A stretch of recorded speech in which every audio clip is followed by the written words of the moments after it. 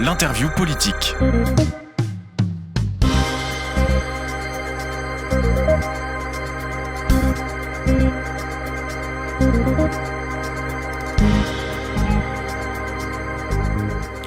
Bonjour à tous, notre invité politique du jour est le député Renaissance Marc Ferracci. Bonjour. Bonjour. Merci d'avoir accepté notre invitation. C'est la fin d'un supplice chinois pour Elisabeth Borne qui a officiellement remis sa démission au président ce lundi soir. Quelle a été votre réaction lorsque vous avez appris cette nouvelle ? Un peu de déception, parce que moi j'ai apprécié travailler en tant que parlementaire avec Elisabeth Borne. Je veux d'abord rendre hommage à ce qu'elle a fait. Elle a exercé son rôle de Premier ministre pendant près de 20 mois, dans des conditions extrêmement difficiles, on le sait bien. Gouverner dans une situation de majorité relative, comme c'est le cas à l'Assemblée nationale, c'est forcément délicat. Et dans ce contexte, elle a réussi à faire passer énormément de textes, et pas uniquement des textes qui ont été adoptés grâce à l'article 49.3, parce qu'on va sans doute en reparler. Il y a beaucoup d'autres choses qui ont été adoptées en trouvant des compromis avec les oppositions. Et je trouve qu'Elisabeth Borne a exercé son devoir avec beaucoup de détermination, beaucoup d'abnégation, beaucoup de courage. Moi, je veux lui rendre hommage ici. Ensuite, on verra la manière dont les choses vont se dérouler. On aura sans doute des informations dans la journée sur son ou sa successeur. Mais en tout état de cause, je pense que ce qui a été fait depuis 20 mois, les lois sur les retraites, les lois sur l'assurance chômage, j'ai moi-même été rapporteur de cette loi, beaucoup de lois importantes qui engagent l'avenir, des lois de programmation pour nos armées, pour les forces de l'ordre, également pour la justice. Tout ça, ça a été adopté grâce à l'action d'Elisabeth Borne et de ses équipes, et moi je veux leur rendre hommage. Sa lettre de démission est quand même saisissante, elle s'inspire de Michel Rocard. Elle signifie que c'est une volonté du président de la République de mettre fin à son bail à Matignon. Est-ce que vous comprenez ce choix du président de tourner la page ? Vous savez, nous sommes dans la 5e République et l'article 8 de la Constitution définit de manière assez claire la manière dont les choses se passent. La Première ministre ou le Premier ministre remet sa démission au gouvernement et la démission au président, c'est la démission du gouvernement dans son ensemble d'ailleurs. Et donc, on est dans le cadre logique, naturel de nos institutions. Est-ce que je comprends ça politiquement ? Je pense que ça peut se comprendre parce que nous avons au fond terminé une forme de cycle qui nous a vu adopter, je le disais à l'instant, un certain nombre de textes importants et souvent des textes difficiles, pas toujours très populaires. Je pense en particulier à la réforme des retraites. Et forcément, ça crée un certain nombre de tensions dans le pays. J'espère que ces tensions sont en voie d'apaisement et qu'elles vont s'apaiser de plus en plus dans les semaines et dans les mois qui viennent. Mais il y a quand même cette envie peut-être d'ouvrir un nouveau chapitre et aussi de se projeter. Vous savez qu'il y a une échéance électorale très importante qui vient en juin, le 9 juin, ce sont les élections européennes. Ouais. Et bien, il n'est pas inopportun de penser à une dynamique nouvelle dans la perspective de ces européennes. Mais en tout état de cause, 20 mois passés à Matignon, je peux le dire parce que j'ai travaillé à Matignon, moi, en tant que conseiller de Jean Castex, sont 20 mois qui sont forcément extrêmement difficile et parfois un peu usant aussi. On peut lire dans la presse que les relations n'étaient pas très idylliques entre la Première ministre et le chef de l'État. Vous qui êtes assez proche du président de la République, est-ce que vous pouvez confirmer ces informations ou c'est totalement des rumeurs ? Bon, je pense que ça n'est pas au fond le sujet le plus important. Vous savez, Emmanuel Macron et Elisabeth Borne sont des professionnels de la politique. Quand vous êtes un professionnel de la politique, vous faites passer l'intérêt général, l'intérêt du pays, avant les questions d'intuitu personnel, c'est-à-dire de relations personnelles et interpersonnelles. Et moi, il m'est arrivé de travailler avec des gens avec qui je m'entendais assez peu d'un point de vue humain et néanmoins d'obtenir des résultats. Et je pense que la question de la relation entre le président et la première ministre, au fond, est une question assez secondaire. Si cette relation avait été, au fond, aussi dégradée qu'on le lit parfois, eh bien, je pense qu'elle se serait interrompue beaucoup plus tôt. Et je pense que l'esprit et le professionnalisme de l'un et de l'autre ont prévalu. Et j'espère que c'est au bénéfice de l'intérêt général. Et après 20 mois passés rue de Varennes, que retenez-vous d'Elisabeth Borne en tant que chef de votre majorité, vous qui l'avez côtoyé à l'Assemblée nationale ? Quelqu'un qui a fait preuve de beaucoup de rigueur, notamment dans sa maîtrise des dossiers. C'est quelqu'un qui rentre dans le détail des choses, le détail des réformes, le détail des dispositifs qu'elle est amenée à mettre en place ou qu'elle est amenée à défendre avec son gouvernement au Parlement. Cette rigueur, elle est très importante parce que quand vous ne maîtrisez pas vos dossiers, c'est d'autant plus difficile de vous imposer politiquement. Et donc, c'est ça qui a permis de faire adopter un certain nombre de textes. Moi, ce que je retiendrai, c'est qu'elle a réaffirmé un cap qui est très important, qui, moi, me tient beaucoup à cœur, qui est le cap du plein emploi. Et on a fait adopter un certain nombre de textes très importants. J'ai parlé de la loi sur l'assurance chômage, la loi sur les retraites, qui vise à faire en sorte que nous élevions notre taux d'emploi, c'est-à-dire la proportion des gens qui travaillent dans ce pays. C'est une condition absolument fondamentale parce que le plein emploi, et Elisabeth Borne a eu l'occasion de le rappeler à maintes et maintes reprises dans ses interventions publiques, c'est ce qui rend possible tout le reste. C'est ce qui rend possible la création de richesse, c'est ce qui rend possible le fait d'investir dans nos services publics, de défendre, de soutenir notre modèle de protection sociale, mais aussi d'investir dans l'avenir, dans la transition écologique, dans la transition énergétique. On est en train de préparer une loi qui va refonder notre mix énergétique et qui va donner de l'ampleur à nos capacités de production d'électricité, en particulier d'électricité nucléaire. Tout ça, ça réclame de l'argent. Et à un moment ou à un autre, moi, en tant qu'économiste, je ne sais pas où trouver l'argent, sinon en créant des richesses nouvelles. Et pour ça, le cap du plein emploi qu'Elisabeth Borne a très bien défendu, je pense que c'est un objectif absolument incontournable. Mais finalement, c'est pas. Est-ce qu'on ne gardera pas l'image de Madame 49.3 comme l'utilisent ses opposants au terme de tout ça? C'est le jeu de la politique que d'essayer de coller des étiquettes aux uns et aux autres. Moi, ce que j'observe, c'est qu'on a utilisé le 49.3 au fond sur les budgets et sur la réforme des retraites, qui est techniquement, formellement, un texte budgétaire, puisque c'était un projet de loi de financement de la sécurité sociale rectificatif. Sur tous les autres textes, il y en a eu plus de 50, et des textes encore une fois très importants, j'en ai parlé tout à l'heure. Mais pas d'une portée aussi grande. On n'a pas utilisé le 49.3. Écoutez, si vous pensez qu'une loi de programmation militaire n'est pas un texte important, politique, mais qui n'était pas assez difficile pour la majorité. Pour aller au bout de la réponse à votre question, pourquoi est-ce qu'on a été obligé d'utiliser ces 49.3 sur les textes budgétaires? Pour une raison assez simple, c'est qu'on est en majorité relative. Et que d'emblée, les oppositions ont dit on ne votera pas les budgets, quoi qu'il arrive, même si on prend certains de nos amendements, même si nous pouvons corriger le texte, même si le gouvernement travaille en bonne intelligence, quoi qu'il arrive, à la fin, on ne votera pas le budget. Donc, dans ce contexte, il n'y a pas d'autre solution, si on veut que le pays continue à fonctionner et que ses administrations continuent à fonctionner, que de recourir à ce qui est un droit et un dispositif prévu par notre Constitution. Les gens qui disent que le 49.3 est un abus de démocratie, je les écoute en souriant. Savez-vous que la Constitution de la Ve République a été adoptée à une écrasante majorité par le peuple français et par la voie du référendum? Et l'article 49.3 figurait dès l'origine dans la Constitution de la Ve République. Donc, il faut remettre un petit peu l'église au milieu du village. Et je pense que cet outil, qui n'est pas évidemment l'outil que je préférerais qu'on puisse voter les textes. Et j'étais d'ailleurs partisan, au moment de la réforme des retraites, qu'on aille au vote et qu'on n'utilise pas le 49.3 parce que je pense qu'on pouvait gagner sur ce vote. Mais tout ça est du passé. Ce que je veux dire, c'est que le 49.3 est un outil légitime qui appartient à notre Constitution. On l'a utilisé en tant que de besoin, et je pense qu'on ne l'a pas utilisé de manière excessive, puisque tous les textes hors texte budgétaire ont été adoptés sans cet outil. Elle qui était considérée au départ comme une techno, pensez-vous qu'elle a opéré sa mutation politique après ces 20 mois passés à Matignon? Je pense qu'elle a acquis de l'expérience politique. Elle a en particulier acquis cette capacité à négocier avec les oppositions, à essayer de trouver des compromis. Alors parfois c'est possible, parfois ça ne l'est pas. On a vu que sur la réforme des retraites, on pensait avoir trouvé un compromis, en particulier avec les Républicains. Et il s'est avéré que les Républicains étaient un groupe beaucoup plus hétérogène dans son vote et dans ses attitudes qu'on pouvait le penser. Et donc le compromis n'a pas tenu. Donc voilà, c'est le jeu de la démocratie parlementaire. Et en tout état de cause, pour avoir beaucoup travaillé moi, dans mes domaines, les sujets de travail et d'emploi en particulier, avec Elisabeth Borne et avec ses équipes, je peux dire que cette logique consistant à aller trouver des compromis, à aller chercher des compromis, elle l'a poussée jusqu'au bout, c'est-à-dire jusqu'où il était possible de la pousser. Après, lorsque vous avez des divergences de fond sur certains sujets, bien, il faut pas essayer de faire rentrer un rond dans un carré. Il faut acter les divergences.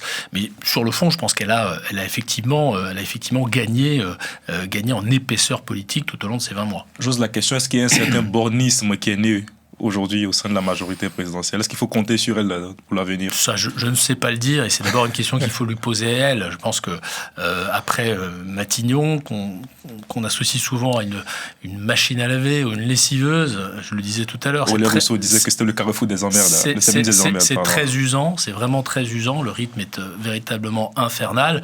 Je pense que tout le monde aspire à un petit peu de repos, de décompression. Ensuite, Elisabeth Borne choisira ou pas de continuer à œuvrer pour l'intérêt général.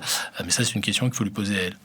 Très bien, parlons d'avenir, parlons de son potentiel successeur, celui qui est pressenti, Gabriel Attal. Est-il le meilleur choix pour incarner le macronisme, pour réincarner cette idée de dépassement voulue par le président de la République? Moi, vous savez, je ne suis pas très fort pour effectuer des castings, c'est-à-dire me prononcer sur qui est bon, qui n'est pas bon. Ce que je sais faire, en revanche, c'est donner les critères qui me semblent importants. Et quels sont les critères pour choisir un Premier ministre ou un ministre. Dans le moment actuel, je pense qu'il y a un enjeu fondamental qui est de continuer à transformer et à réformer le pays. Parce qu'il y a beaucoup de sujets délicats, et en particulier, j'en parlais à l'instant, la question de l'emploi, qui nécessitent de continuer à réformer. Et pour continuer à réformer d'une manière ou d'une autre, il faut de la détermination, il faut du courage, et parfois, il faut ne pas trop se préoccuper de son avenir personnel. Ça veut dire qu'il faut privilégier l'intérêt général, ou ce que l'on croit être l'intérêt du pays, à ses ambitions. Moi, je pense qu'il faut, de ce point de vue, choisir quelqu'un qui a à la fois une loyauté totale au projet du président de la République et au projet de la majorité présidentielle, quelqu'un qui a de l'habileté politique, parce que dans une situation de majorité relative, il faut être en capacité d'aller convaincre les oppositions, d'aller trouver des voies de passage, de trouver des compromis. Et ça, c'est délicat. C'est pas aussi confortable que quand on est en majorité absolue, comme c'était le cas durant le précédent quinquennat. Il faut quelqu'un qui, dans le monde tel qu'il va, sait jouer des médias et sait porter une parole et valoriser l'action politique. Et d'ailleurs, je le dis avec un peu d'humilité et un peu de regret, c'est pas ce qu'on a été, c'est pas ce sur quoi on a été les meilleurs dans les dernières années, la capacité à valoriser ce qu'on fait. Il y a beaucoup de choses qui ont été faites et que les Français ignorent. Il y a beaucoup de choses qui ont irrigué nos territoires, par exemple. C'est pas forcément la faute à quelqu'un en particulier. L'hypermédiatisation du président, peut-être? Non, je pense pas. Je pense qu'il y a un enjeu de prise de conscience que faire aujourd'hui ne suffit pas. Il faut aussi faire savoir. Et je vous donne un exemple très simple. Moi, j'étais chargé de la mise en œuvre du plan France Relance il y a quelques années quand j'étais conseiller de Jean Castex. Et j'apportais un soin particulier à ce que les milliards d'euros qui se traduisaient dans des choses extrêmement concrètes, c'était des dispositifs comme la rénovation thermique des bâtiments, ma prime rénov', c'était des dispositifs de compétitivité pour nos entreprises industrielles, à ce que tout ça soit associé à l'action de l'État. Parce que c'est quand même très important de rappeler aux citoyens que l'argent qui vient de leur poche, eh bien, sert également l'intérêt général. Et ça, c'est très important pour favoriser le consentement à l'impôt, c'est très important pour favoriser la confiance des citoyens dans l'action publique. La communication, il faut pas l'esquiver, c'est un élément très important. Mais la communication, évidemment, doit se faire sur la base de résultats et d'actions très concrets et très tangibles pour nos concitoyens. Mais il y a une personne qui remplit clairement les critères que vous venez d'évoquer, c'est Gabriel Attal, qui est la personnalité préférée des Français et qui est même sollicité pour succéder à Elisabeth Borne. Donc, pour vous, c'est le choix idéal qu'il faut actuellement pour la majorité présidentielle? Moi, je vous l'ai dit tout à l'heure. Sans faire de politique fiction. D'abord, on sera fixé dans quelques heures, d'ici la fin de la matinée. Ouais. Donc, je vais pas anticiper sur qui sera Premier ministre, que peut-être Gabriel Attal, peut-être un autre. Moi, ce qui est certain, c'est que quel que soit le Premier ministre qui sera choisi, il aura le soutien de la majorité présidentielle. Et ça, c'est un élément très important, parce que vous avez eu des situations dans notre histoire politique récente où des premiers ministres, ou des présidents de la République même, n'avaient pas le soutien de l'ensemble de la majorité. Et ça rend les choses extrêmement compliquées. Moi, ce que je peux vous dire, c'est que Gabriel Attal a des qualités indéniables, et moi je le reconnais beaucoup de qualités. Il a un dynamisme, il a une habileté politique, il a une capacité à expliquer de manière très simple et très pédagogique des choses parfois compliquées. Il n'est pas le seul dans l'écosystème, il y a aussi peut-être d'autres candidats putatifs au poste de Premier ministre. Mais ce que je veux dire, c'est que à la fin, les questions de personnes, moi j'ai toujours pensé qu'en politique, elles devaient s'effacer par rapport aux questions de fond. Quelle est la feuille de route? Quel est notre objectif? Quelle est la direction qu'on donne au pays? Et ensuite, une fois qu'on est d'accord là-dessus, c'est beaucoup plus facile de gouverner, c'est beaucoup plus facile à un Premier ministre, quel qu'il soit, d'atteindre des résultats. Il aura en charge, en tout cas, quel que soit le Premier ministre, il aura en charge la gestion de votre majorité.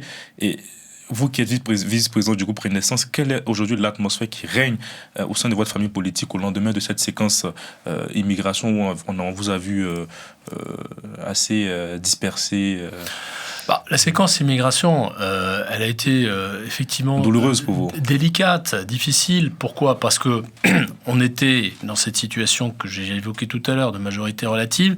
On a été confronté à quelque chose d'assez inédit. C'est un déni de débat.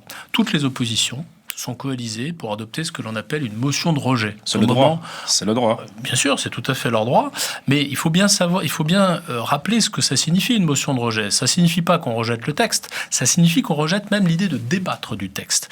Et la conséquence très concrète de cette motion de rejet, et je veux toujours l'expliquer de manière méthodique, c'est que on a examiné dans ce que l'on appelle la commission mixte paritaire, c'est-à-dire ce cénacle dans lequel 7 députés et 7 sénateurs discutent, dialoguent et négocient sur le texte final.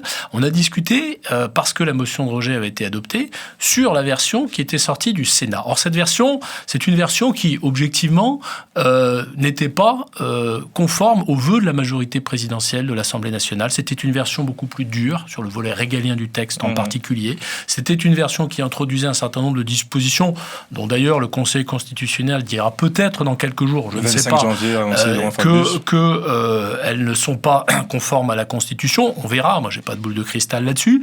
Mais en tout cas, ceux qui ont voté la motion de censure ont une responsabilité considérable dans le durcissement du texte. Moi, c'est ce que je veux dire au départ. Et ensuite, pour répondre à votre question, parce que j'ai pas oublié votre question sur est-ce que la majorité a été mise durablement en difficulté, je ne crois pas. Je ne crois pas parce que nous sommes une majorité, et ça nous a été reproché dans le précédent quinquennat, qui n'est pas une majorité de godillots. Il y a des gens qui ont décidé de voter contre le texte, et je respecte parfaitement leur choix. Il y a des gens qui ont décidé de s'abstenir sur le texte, et je respecte parfaitement leur choix. Il y a des gens qui ont fait, au fond, prévaloir, puisque c'est une distinction qu'on connaît bien en philosophie politique, peut-être l'éthique de conviction par rapport à l'éthique de responsabilité. Moi, je pense que les deux éthiques sont respectables, éminemment respectables, et que chacun fait ses choix en conscience. Mais ce que je veux vous dire, c'est que tous les échanges que nous avons avec mes collègues depuis le vote de ce texte sont des échanges bienveillants, sont des échanges apaisés, sont des échanges qui ne manifestent aucunement de volonté de rompre l'équilibre global de la majorité. Il n'y aura pas de frondeur, c'est clair. Vous savez, des frondeurs, c'est des gens qui, c'était le cas sous François Hollande, qui s'attaquent au président de la République d'une manière ou d'une autre et qui veulent le déboulonner, au moins le déboulonner politiquement. Vous ne trouverez pas de frondeurs de cette nature dans la majorité. Est-ce que vous vous retrouvez dans ce texte qui a été voté qui est sorti de la commission mixte paritaire? Est-ce que ça répond à vos valeurs? Non, moi j'ai eu l'occasion de le dire publiquement. J'ai voté ce texte, mais je l'ai voté avec des états d'âme. Je l'ai voté avec des états d'âme, même si, je dois le dire, un certain nombre de critiques qui ont été formulées vis-à-vis de ce texte sont des critiques qui sont erronées. Je vous prends 2 exemples. L'idée selon laquelle ce texte introduirait une forme de préférence nationale dans notre droit, et en particulier en obligeant les personnes qui rentrent sur notre territoire à attendre un certain nombre d'années, de mois ou d'années, ça dépend des allocations qui sont concernées, pour bénéficier des prestations sociales. Ça, c'est quelque chose qui existe déjà dans notre droit. Pour bénéficier du RMI, au moment où Michel Rocard, en 1988, l'a créé, il fallait attendre 3 ans de présence sur le territoire pour bénéficier de cette allocation.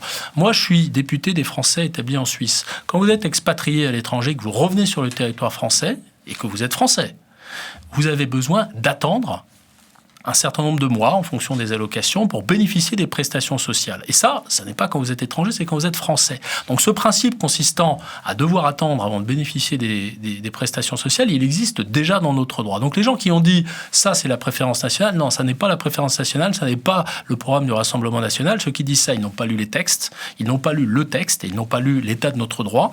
Et là-dessus, je m'inscris véritablement en faux sur l'analyse qui a été faite. Le Front National a fait un coup politique. Le matin même, Jordan Bardella a annoncé qu'il ne voterait pas le texte. L'après-midi ou le soir, il vote le texte en espérant qu'ils vont valider ainsi leur programme. Moi, ce que je constate, et j'en termine simplement avec ça, c'est que le Front National a, au fond, avec ce texte, admis que l'immigration pouvait avoir des effets positifs. Pourquoi ? Parce qu'ils ont admis le principe des régularisations, auquel moi j'étais très attaché. L'article 3 du texte. Qui était durci quand même, c'est pas le même texte. Oui, mais alors, si vous rentrez un peu dans le détail, ce qui a été fait en commission mixte paritaire a préservé quelque chose de fondamental sur les régularisations, c'est que ces régularisations puissent être prise à l'initiative du salarié sans que l'employeur puisse s'y opposer. Ça n'était pas la version sortie du Sénat. La CMP a rétabli ce principe qui, moi, me tenait beaucoup à cœur, parce que les régularisations, il y en aura environ 10 000 supplémentaires grâce à cette disposition pour des gens qui sont dans des métiers extrêmement durs, dans des métiers en tension, dans des métiers dont on a absolument besoin. Et ça, pour moi, c'était une ligne rouge. Cette ligne rouge a été respectée. C'est aussi pour ça que j'ai voté le texte. Avant de parler de France Travail, chez nos confrères de LCI, le premier président de la Cour des comptes, Pierre Moscovici, a assumé sa décision de reporter la publication du rapport sur la politique de lutte contre l'immigration irrégulière. Pour lui, il y aurait eu un déluge de réactions qui n'aurait pas alimenté le débat, mais les passions. Est-ce que vous comprenez cette décision de Pierre Moscovici ? C'est une décision qui a été prise en toute autonomie, en toute indépendance par le président de la Cour des comptes. Moi, j'observe que les gens qui ont critiqué cette décision la critiquent avec un argument qui est un tout petit peu surprenant, parce que c'est un argument qui consiste à dire ce rapport aurait utilement nourri le débat. Sauf que, oui. C'est le rôle de la Cour des comptes. Bien sûr. Sauf que, comme je vous l'ai dit il y a quelques instants, ce débat, il a été refusé par l'ensemble des oppositions en hémicycle. Alors, d'un côté, on refuse le débat, et de l'autre côté, on s'offusque de la non-publication d'un rapport qui aurait pu nourrir ce débat. Je trouve ça un peu paradoxal, je trouve ça surtout un petit peu hypocrite, si vous me le permettez. Et donc, je ne veux pas commenter outre mesure cette décision qui appartient à Pierre Moscovici et à la Cour des comptes, mais dans les commentaires qui ont suivi cette décision, je me permets de relever ce point quand même. Très bien. Parlons de France Travail qui a remplacé Pôle emploi. Quels sont les changements concrets que les Français pourront ressentir désormais ? Le principe, c'est de simplifier la vie des gens. Aujourd'hui, quand vous êtes une personne privée d'emploi, vous n'avez pas le même interlocuteur suivant que vous êtes un jeune. Ça, c'est la mission locale qui va vous prendre en charge. Suivant que vous êtes un demandeur d'emploi indemnisé par l'assurance chômage, là, c'est Pôle emploi qui va vous prendre en charge. Suivant que vous êtes un bénéficiaire du RSA, là, c'est le service du conseil départemental qui va vous prendre en charge. Tout ça génère énormément de complexité et tout ça génère des abandons dans les parcours qui mènent vers l'insertion professionnelle. Donc la première des finalités, c'est de faire en sorte de coordonner tous les acteurs et de faire en sorte que les personnes qui sont dans cette situation extrêmement difficile de privation d'emploi n'aient plus qu'un seul interlocuteur. C'est la logique du guichet unique, comme on l'appelle. Ça, c'est la première finalité de France Travail. Et dans cette logique, eh bien, on va faire en sorte que les bénéficiaires du RSA en particulier, qui sont 2 millions dans notre pays, soient tous à terme inscrits à France Travail. Aujourd'hui, vous n'avez que 40% qui bénéficient de l'accompagnement de Pôle emploi, qui sont inscrits à Pôle emploi. Le reste, ils sont pris en charge de manière assez hétérogène sur le territoire par les différents départements.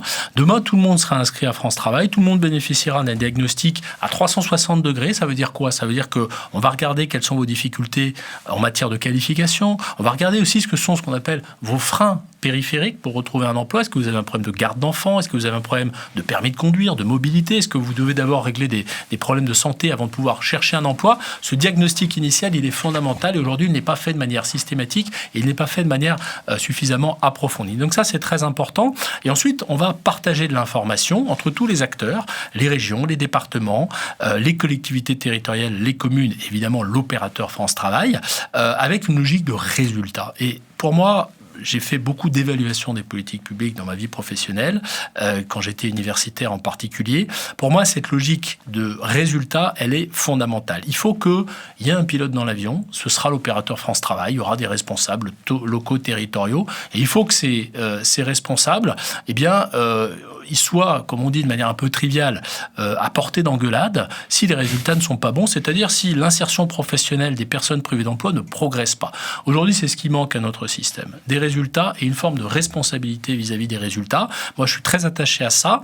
Et j'ajoute que dans toute cette logique, on assume également un principe qui est au cœur de notre philosophie politique, si je puis dire, c'est le principe des droits et devoirs, c'est-à-dire l'idée selon laquelle, lorsque vous êtes bénéficiaire d'une allocation sociale, vous avez le droit, évidemment, à cette allocation, vous avez le droit à un accompagnement de qualité, et aujourd'hui, il n'est pas suffisant, c'est aussi pour ça qu'on veut améliorer l'accompagnement, mais vous avez aussi un devoir qui est de vous mettre en activité. C'est pour ça qu'on a introduit dans la loi le principe selon lequel les bénéficiaires du RSA devront demain 15 heures par semaine d'activité en lien avec l'insertion professionnelle. C'est pas du bénévolat. Ça n'est pas du travail gratuit, contrairement à ce qu'on a pu dire en quoi que ce soit. Ça peut être aller prendre des cours de conduite pour passer le permis de conduire si on considère que le permis de conduire est absolument nécessaire au fait d'obtenir un emploi. Ça peut être suivre une formation, ça peut être beaucoup de choses.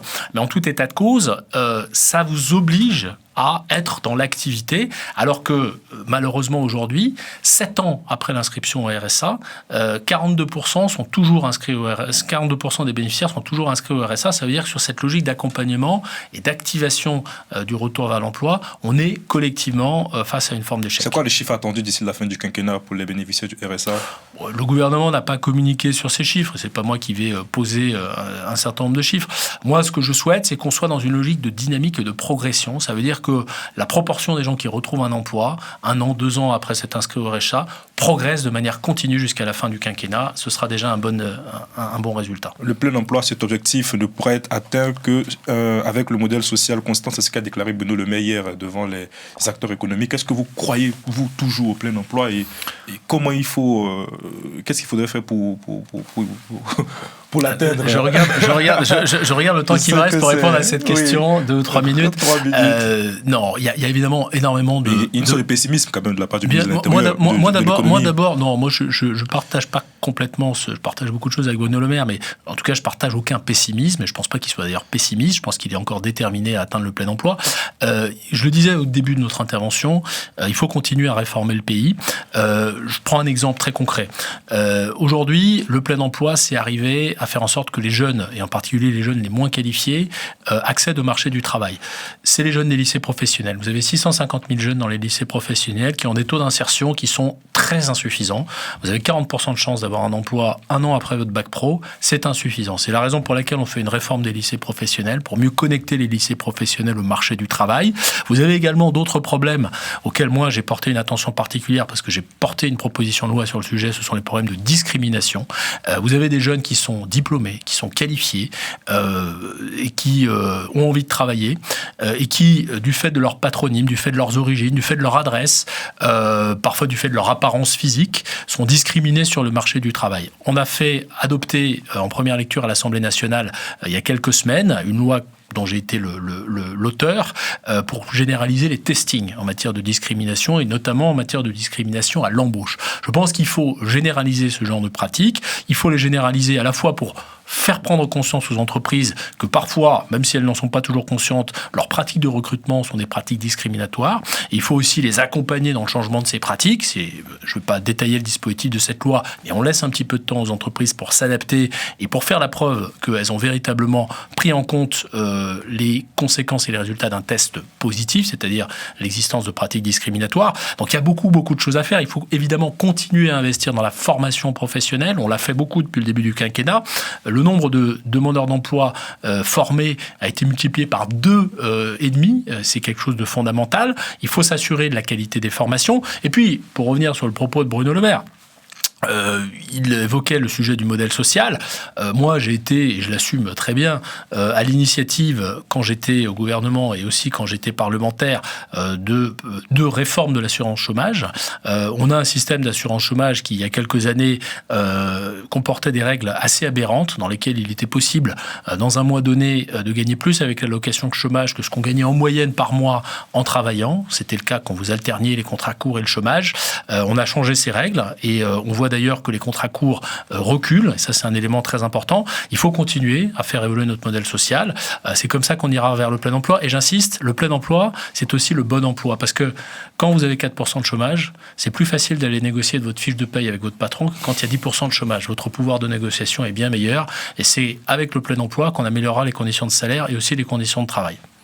Dernière question, dans ce mouvement de remaniement, si on vous appelle au gouvernement, serez-vous favorable? Écoutez, moi je fais pas de politique fiction, je me suis engagé en politique pour transformer le pays, pour changer la vie de nos concitoyens pour le mieux, je l'espère. Si on me propose des choses, je les examinerai évidemment avec beaucoup d'intérêt, mais pour l'instant j'ai juste envie d'être utile et je pense être utile en tant que parlementaire. Merci beaucoup Marc Ferracci, vous êtes député Renaissance, vice-président du groupe Renaissance à l'Assemblée nationale. Merci à vous. Merci à vous. Merci à Nelly à la réalisation et à Arnaud également.